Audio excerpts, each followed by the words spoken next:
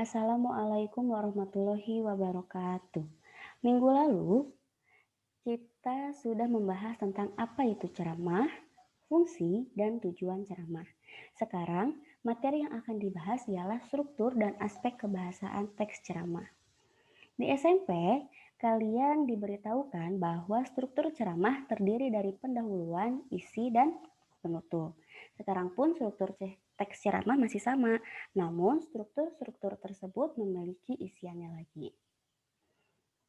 Pertama, pada bagian pendahuluan atau tesis terdapat bagian pengenalan isu, masalah, atau pandangan pembicara terhadap topik yang dibahas. Kedua, isu atau rangkaian argumen terdapat paparan sejumlah rangkaian argumen yang berkaitan dengan pendahuluan atau tesis. Dan ketiga, penutup atau penegasan ulang berisi saran, simpulan, atau hasil penalaran dari tesis dan argumen. Mari kita lihat contohnya.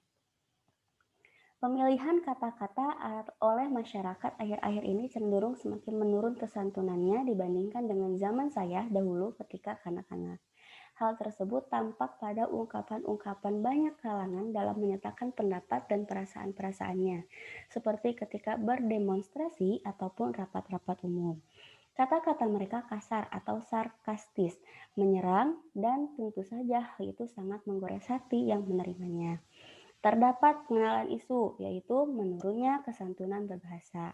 Masalahnya, ungkapan-ungkapan dalam berpendapat yang dirasa kurang patut, dan pandangan pembicara terhadap topik, kata-kata yang cenderung kasar atau sarkastis atau menyerang. Selanjutnya, fenomena tersebut menunjukkan adanya penurunan standar moral, agama, dan tata nilai yang berlaku dalam masyarakat itu. Ketidaksantunan berkaitan pula dengan rendahnya penghayatan masyarakat terhadap budayanya, sebab kesantunan berbahasa itu tidak hanya berkaitan dengan ketepatan dalam pemilikan kata ataupun kalimat. Kesantunan itu berisi pula dengan adat pergaulan yang berlaku dalam masyarakat. Isi atau rangkaian argumen. Di sini terdapat 4 argumen yang diberikan oleh pembicara. Argumen pertama, penurunan standar moral, agama, dan tata nilai yang berlaku dalam masyarakat. Argumen kedua, rendahnya penghayatan masyarakat terhadap budayanya. Argumen ketiga, ketepatan pemilihan kata dan kalimat yang tidak patut. Dan argumen keempat, adanya pergaulan masyarakat yang berlaku dalam masyarakat itu atau yang cenderung menurun. Berbahasa santun seharusnya sudah menjadi suatu tradisi yang dimiliki oleh setiap orang sejak kecil. Anda perlu dibina dan dididik berbahasa santun. Apabila dibiarkan, tidak mustahil rasa kesantunan itu akan hilang, sehingga anak itu kemudian menjadi orang yang arogan, kasar, dan kering dari nilai-nilai etika dan agama. Tentu saja kondisi itu tidak diharapkan oleh orang tua dan masyarakat manapun. Menutup atau penegasan ulang. Ada simpulan. Berbahasa santun seharusnya sudah menjadi suatu tradisi yang dimiliki oleh setiap orang sejak kecil. Saran, anak perlu dibina dan dididik berbahasa santun. Penalaran atau bagaimana proyeksi pembicara di masa depan apabila tidak dilakukan. Apabila dibiarkan, tidak mustahil rasa kesantunan akan hilang. Adapun contoh lainnya. Pendidikan adalah hak seluruh rakyat Indonesia. Hal tersebut telah tertuang dalam Undang-Undang 1945, Undang-Undang Dasar dan dikonkretkan lebih lanjut dalam Undang-Undang 20 tahun 2003 mengenai sistem pendidikan nasional. Hal itu berlaku bahkan dalam keadaan genting seperti sekarang. Pandemi adalah salah satu rintangan yang harus mampu dilampaui oleh sistem pendidikan yang telah dirancang tersebut. Oke. Di sini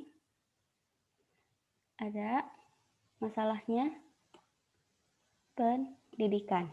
Pendidikan itu adalah pengenalan isunya, gitu ya, pengenalan pendidikan yang tertuang dalam Undang-Undang 20 tahun 2003 itu adalah pengenalan isu. Masalahnya, hal itu berlaku bahkan dalam keadaan genting seperti sekarang.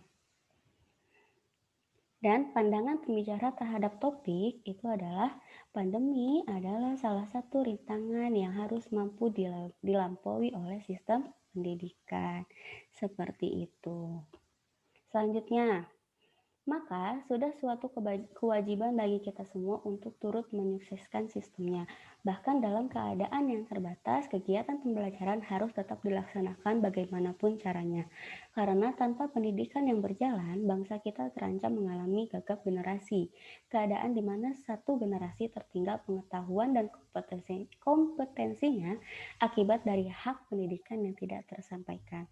Melalui terwujudnya hak pendidikan, keadilan sosial juga dapat terjaga sejalan dengan manfaat lain yang akan menghampiri pula. Pandemi ini bukanlah hal yang akan selesai begitu saja. Maka pendidikan juga merupakan salah satu jalan yang harus selalu ditempuh untuk menyelesaikan permasalahan COVID-19. Nah, dalam kutipan tersebut, hampir semuanya adalah argumen pembicara atau penceramah. Selanjutnya, di masa ini, tugas guru yang tidak boleh berhenti mengajar sama pentingnya dengan para pekerja kesehatan yang berusaha menyelamatkan nyawa para pasien. Karena para guru dan pejuang pendidikan lainnya harus menyelamatkan masa depan generasi penerus bangsa. Nah, di sini itu nih, di masa ini tugas guru berhenti mengajar sama pentingnya dengan para pekerja kesehatan yang berusaha menyelamatkan nyawa para pasien itu adalah simpulan. Karena para guru dan pejuang pendidikan lainnya harus menyelamatkan masa dan generasi penerus bangsa, itu adalah penalaran. Jadi, seperti yang Ibu bilang tadi, semua isian dari struktur itu tidak mesti semuanya ada. Kalau di pendahuluan itu isiannya ada pengenalan isu, ada masalah, ada juga pandangan pembicara, itu nggak mesti semuanya ada. Boleh salah satunya atau salah duanya itu boleh. Kalau di struktur isi itu ada rangkaian argumen. Kalau itu otomatis pasti ada. Dan yang ketiga, di dalam penutup itu ada saran, simpulan, dan penalaran. Itu pun sama. Boleh salah satunya atau salah duanya. Seperti itu.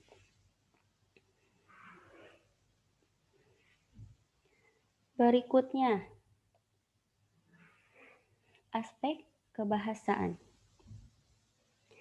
Teks ceramah memiliki 6 aspek kebahasaan, di antaranya kata ganti atau pronomina, kata teknis atau peristilahan, kata hubung atau konjungsi, kata kerja mental, persuasif, dan kalimat majemuk.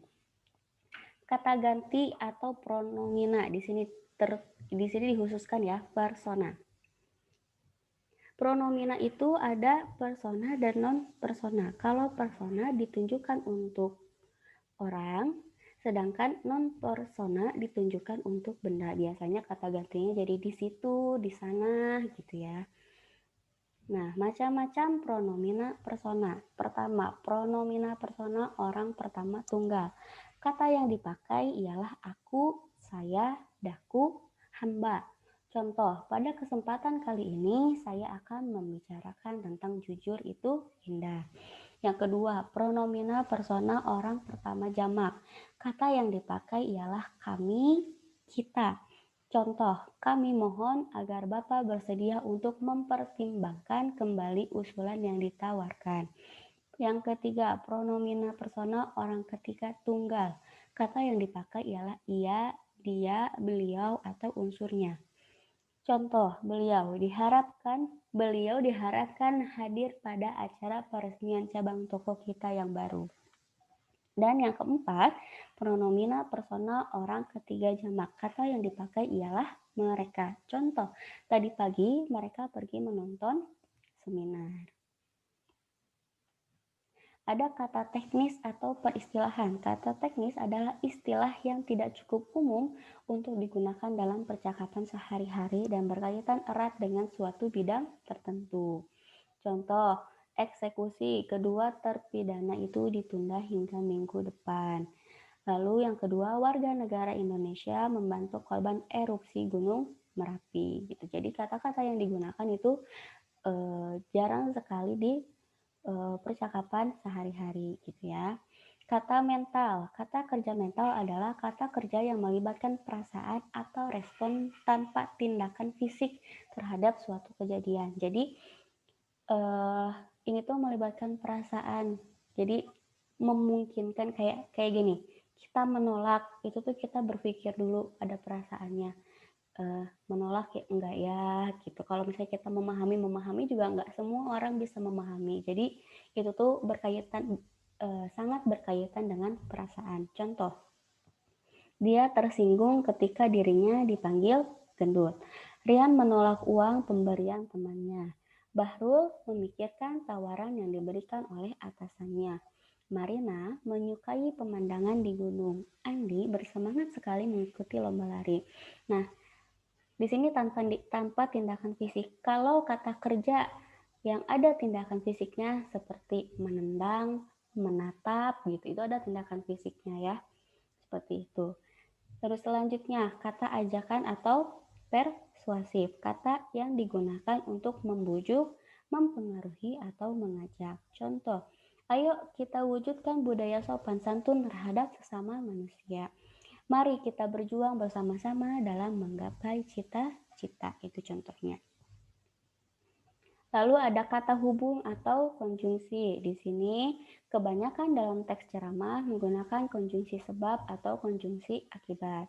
Konjungsi sebab, kata yang digunakan biasanya sebab, karena, oleh, karena itu. Contoh, oleh karena itu diperlukan metode yang tepat dalam melakukan pendekatan terhadap teori dan hukum ilmu sosial dalam penulisan sejarah. Alat-alat dari batu yang digunakan pada zaman batu tua masih sangat kasar sebab teknik pembuatannya masih sederhana. Yang terakhir, mungkin alat-alat itu telah hancur karena karat. Konjungsi akibat, kata yang digunakan biasanya sehingga akibatnya. Kebanyakannya ya, peristiwa-peristiwa tersebut juga terus bergerak sehingga melahirkan peristiwa baru. Pak Rahmat selalu saja memahami orang. Pak Rahmat selalu saja memarahi orang. Akibatnya orang-orang tidak suka berada di dekatnya. Nah, yang terakhir, kalimat majemuk bertingkat. Ciri inti dari kalimat majemuk ialah adanya konjungsi atau kata hubung yang tadi sebelumnya kita bahas. Nih, kalimat majemuk sebetulnya memiliki dua jenis, yaitu kalimat majemuk setara dan kalimat majemuk bertingkat. Kalau kalimat majemuk setara, cirinya itu adalah dia menggunakan konjungsi dan atau lalu. Terus dia memiliki satu subjek dan dua atau lebih predikat dalam satu kalimat. Nah, jadi selain konjungsi tadi ya, dan atau lalu, berarti sudah termasuk kalimat majemuk bertingkat. Sedangkan kalimat majemuk bertingkat cirinya, nih atau pengertiannya, kalimat yang memiliki dua klausa atau lebih dan ditandai dengan konjungsi. Jadi dua klausa itu adalah dua atau lebih subjek dan dua atau lebih predikat dalam satu kalimat. Contohnya, orang itu menjadi terkenal sejak dia mengupload videonya ke YouTube. Tuh, di situ tuh sama Ibu sudah diberikan penjelasan.